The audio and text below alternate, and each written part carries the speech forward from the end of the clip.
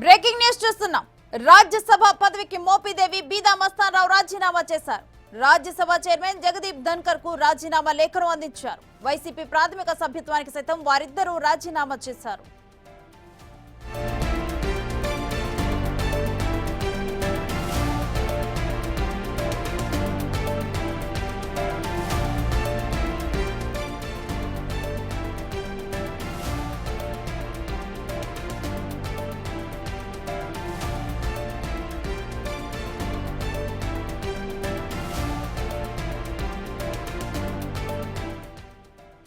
రాజ్యసభ పదవికి మోపిదేవి అదేవిధంగా బీదా మస్తానరావులు అయితే రాజీనామా చేశారు. అనంతరం వైఎస్ఆర్సీపీకి కూడా రాజీనామా చేస్తున్నట్లుగానైతే లేఖలను పంపించారు. మరి డీటెయిల్స్ ఏంటనేది కూడా మా ఢిల్లీ ప్రతినిధి శివాని తెలుసుకుందాం. శివ,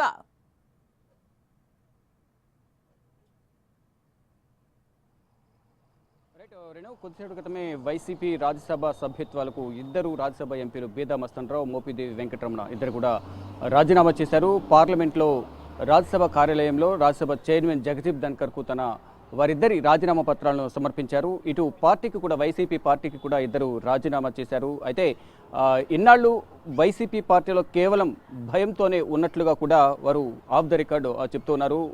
జగన్మోహన్ రెడ్డితో విభేదాలు ఉన్నాయి, ఆ విభేదాలు ఏమిటి అనేది నేను బయటికి చెప్పలేనంటూ కూడా ఇటు బిగ్ టీవీతో మాట్లాడుతూ మోపిదేవి వెంకటరమణ కూడా తెలిపారు. అంటే గత ప్రభుత్వంలో జగన్మోహన్ రెడ్డి పాలనలో సంక్షేమం అందించినప్పటికీ అది సరైన రీతిలో అందలేదు. మరోవైపు సంక్షేమంపై దృష్టి పెట్టి రాష్ట్ర అభివృద్ధి కుంటుపడే విధంగా కూడా జగన్మోహన్ రెడ్డి వ్యవహరించారు.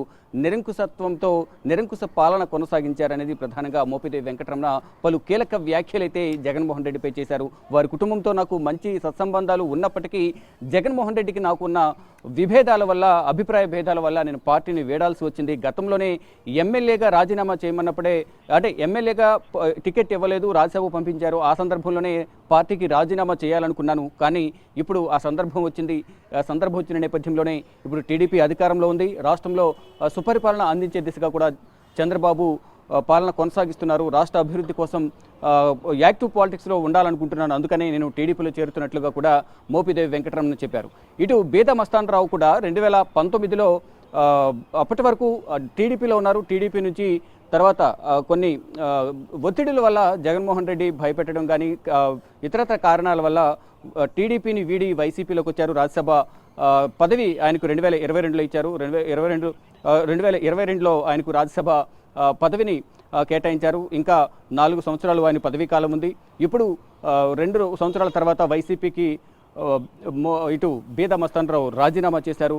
అంటే తనను ఇబ్బందులు పెట్టే విధంగా కూడా వ్యవహరించిన నేపథ్యంలోనే తాను గతంలో టీడీపీని వీడి వైసీపీలోకి వచ్చినట్లుగా కూడా వారి సన్నిహిత వర్గాల వద్ద చెప్తున్నారు. తనకున్న వ్యాపారాల వల్ల కానీ, కొన్ని ఇతరత్ర ఆర్థిక కారణాల వల్ల, కొన్ని ఒత్తిడుల వల్ల జగన్మోహన్ రెడ్డి అనుచరవర్గం కొంతమంది కోటరి తనను ఇబ్బందులు గురి చేయడం ద్వారానే టీడీపీని వీడి వైసీపీలోకి రావాల్సి వచ్చిందంటూ కూడా వారి అనుచరవర్గం వద్ద ఆఫ్ ద రికార్డులో కూడా బీదా మస్తానరావు చెప్తున్నారు. ఎట్టకేలకు తన సొంత గుటికి వస్తున్నట్లుగా తనకు అనిపిస్తుందంటూ ఆయన సన్నిహితుల వద్ద బీదా మస్తానరావు తెలుపుతున్నారు. ఇక కొద్దిసేపటి క్రితమే వారు రాజ్యసభ సభ్యత్వానికి రాజీనామా చేసిన నేపథ్యంలో తదుపరి భవిష్యత్ కార్యాచరణ వారికి ఏ విధంగా ఉంటుంది, టీడీపీలో వారి రోల్ ఎలా ఉండబోతుందనే దానిపై మాత్రం ఇప్పటివరకు వారు చెప్పిన దాఖలాలు లేవు. కేవలం ఇటు మోపిదేవి వెంకటరమణ యాక్టివ్ పాలిటిక్స్లోకి, అంటే రాజ్యసభ కాకుండా ఇటు ప్రత్యక్ష రాజకీయాల్లో ఉండాలని ఆయన ఆశిస్తున్నారు. దానిలో భాగంగా మోపిదేవి ప్లేస్ను, అంటే ఇంకా 1.5 year మాత్రమే మోపిదేవి పదవీకాలం ఉన్న నేపథ్యంలో ఆ స్థానాన్ని ఎవరితో భర్తీ చేస్తారని కూడా చూడాల్సి ఉంది. టీడీపీలో సీనియర్ నేతలు ఉన్నారు, పార్టీలో టికెట్ రానివారు కానీ, టికెట్ వచ్చి కొంతమంది ఓడిపోయిన వారు ఉన్నారు, మొదటి నుంచి కష్టపడి పార్టీ కోసం పనిచేసిన వారు ఉన్నారు. అటువంటి వారికి కేటాయిస్తారా, లేదా ఎటువంటి వారికి పార్టీ స్థానం కల్పించబోతుంది రాజ్యసభ సభ్యత్వం అనేది చూడాల్సి ఉంది. ఇటు బీదా మస్తానరావు మాత్రం మళ్ళా తన స్థానానికి తాను వస్తారంటూ ప్రచారం జరుగుతోంది. బీదా మస్తానరావుకు 2028 వరకు అవకాశం ఉన్న నేపథ్యంలో 4 సంవత్సరాలు ఇంకా పదవీ కాలం ఉంది. ఇప్పుడు రాజీనామా చేస్తారు కాబట్టి తర్వాత త్వరలోనే ఉప ఎన్నికలు రాబోతున్నాయి.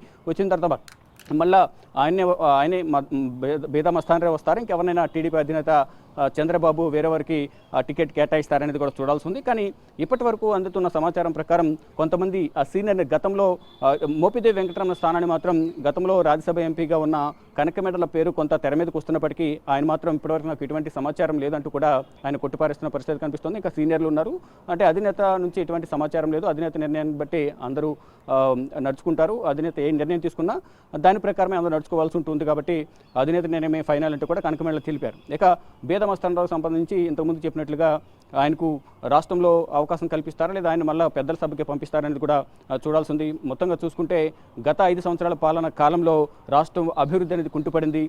రాజకీయ కక్ష ధోరణితోనే కక్ష సాధింపులకు పాల్పడ్డారు. మరోవైపు చంద్రబాబును అరెస్ట్ చేసిన సందర్భంలో కూడా చంద్రబాబును అరెస్ట్ చేయొద్దు, ఇది కరెక్ట్ కాదని జగన్కు సముదాయించిన మా మాటలు లెక్క చేయకుండా నిరంకుశత్వంతో కొంతమంది మాటలను విని కొంతమంది ఆయన చుట్టూ ఉన్న కోటరి మాటలు మాత్రం విని మమ్మల్ని అందరినీ కూడా పక్కన పెట్టారు. అప్పుడే మేము విభేదించాం, చంద్రబాబును అరెస్ట్ చేయకూడదు, అరెస్ట్ చేయొద్దని చెప్పినప్పటికీ కూడా మా మాటలు లెక్కలు చేయలేదు అనేది మోపిదేవి వెంకటరమణ చెప్పారు. మొత్తంగా చూసుకుంటే జగన్ వ్యవహరించిన తీరే ఒకటి, బాబాయ్ హత్య కేసు, సొంత తెళ్లిలే రోడ్డుపైకి వచ్చి జగన్మోహన్ రెడ్డికి ఓటు వేయొద్దని చెప్పడం, మరోవైపు మాస్కులు అడిగిన సుధాకర్ని ఆయన మరణించడం, మృత్యువాత పడడం, మరికొంతమందిని రాజకీయంగా ఎదుర్కోలేక అనేక కేసులు బనాయించడం, అనేక మందిని హతమార్చడం, ఇవన్నీ కూడా అనేక ఘటనలు కూడా దాని పర్యవసానం గత ఎన్నికల్లో ఇప్పుడు వచ్చిన ఎన్నికల్లో జగన్మోహన్ రెడ్డి చూశారు. అంటే ఇద్దరికి అభిప్రాయ భేదాలు ఉన్నాయి, అభిప్రాయ భేదాలు నేను చెప్పకూడదు, ఏ అభిప్రాయ భేదాలు ఉన్నాయి, ఇద్దరి మధ్య ఎటువంటి అభిప్రాయ భేదాలు వచ్చాయనేది జగన్మోహన్ రెడ్డికి తెలుసు, ఆయన్నే అడగండి అంటూ కూడా మోపిదేవి వెంకటరమణ చెప్తున్నారు. ఇక మొత్తంగా చూసుకుంటే వైఎస్ ఫ్యామిలీతో అనేక సంవత్సరాల నుంచి ఇటు వైఎస్ రాజశేఖర రెడ్డి తర్వాత ఆయన కుమారుడు ఇద్దరి మధ్య చాలా వ్యత్యాసం ఉంది. కానీ మారతారని అనుకున్నాం, కానీ జగన్మోహన్ రెడ్డి ఒంటెత్తు పోకడలతో ఏకపక్షంగా నిర్ణయాలు తీసుకుంటున్నారు, సీనియర్లకు గౌరవం ఇవ్వడం లేదు అనేది ప్రధానంగా ఇటు మోపిదేవి వెంకటరమణ చెప్తున్నారు. ఇటు మోపిదేవి వెంకటరమణతో పాటు బీదామస్తానరావు ఈరోజు రాజీనామా చేశారు. వారితో పాటు మరికొంతమంది కేవలం ఇప్పుడు వైవి సుబ్బారెడ్డి, విజయసాయిరెడ్డి తప్ప మ్యాక్సిమం అందరూ కూడా వైసీపీని వేడబోతున్నారు అనేది ప్రధానంగా రాజ్యసభ సభ్యులందరూ కూడా తెలుస్తోంది. దీన్ని బట్టి ఇటు కూటమికి సంబంధించి అంటే బీజేపీకి బలం అనేది రాజ్యసభలో తక్కువ ఉంది. ఇప్పుడు టీడీపీలోకి రావడం ద్వారా టీడీపీ బలం కూడా బీజేపీకి యాడ్ అవుతుంది. కాబట్టి ఇటు మరికొంతమంది ఏదైతే 11 మంది రాజ్యసభ ఎంపీలు ఎవరైతే ఉన్నారో వారిలో దాదాపు 8 నుంచి 9 మంది ఇటు టీడీపీ, బీజేపీ, జనసేనలకు వెళ్లేందుకు అందరూ రంగం సిద్ధం చేసుకున్నారు. ఇప్పటికే అందరితో చర్చలు జరిపినట్టు తెలుస్తోంది. కానీ ఇటు విజయసాయిరెడ్డి కూడా పార్టీ మారుతారంటూ ప్రచారం జరిగిన నేపథ్యంలో ఆయన విజయసాయిరెడ్డి కూడా ఒక ట్వీట్ ద్వారా దానికి సమాధానం ఇచ్చారు. నేను మొదటి నుంచి వైసీపీలో ఉన్నాను, వైసీపీలోనే ఉంటానంటూ కూడా లాయల్గా ఉంటాను జగన్మోహన్ రెడ్డికి అంటూ కూడా విజయసాయిరెడ్డి కూడా ఒక ట్వీట్ చేశారు. అంటే దాన్ని బట్టి విజయసాయిరెడ్డి పార్టీ మారడం లేదనేది కొంత స్పష్టత వస్తోంది. కానీ భవిష్యత్తులో ఏ విధంగా ఉండబోతుంది అనేది కూడా చూడాల్సి ఉంది. కానీ ఇప్పటి వరకు అందుతున్న సమాచారం ప్రకారం మోపిదేవి వెంకటరమణ, బేదామస్తానరావు మేమిద్దరం మాత్రం ప్రజెంట్ మేము పార్టీ మారుతున్నాము, వేరే వాళ్ళ గురించి నాకు తెలియదంటూ కూడా మోపిదేవి వెంకటరమణ బిగ్ టీవీతో మాట్లాడుతూ తెలిపారు. ఇక మొత్తంగా చూసుకుంటే ఇద్దరు పార్టీ మారిన తర్వాత మరికొంతమంది కూడా టీడీపీలోకి టచ్లోకి వెళ్ళారు.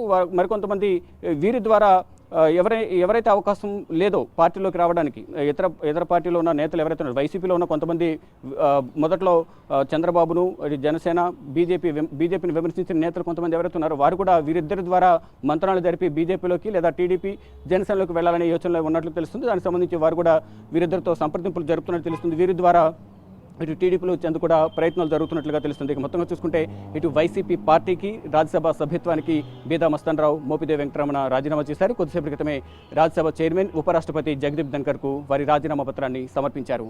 Renu. Right, thank you Shiva.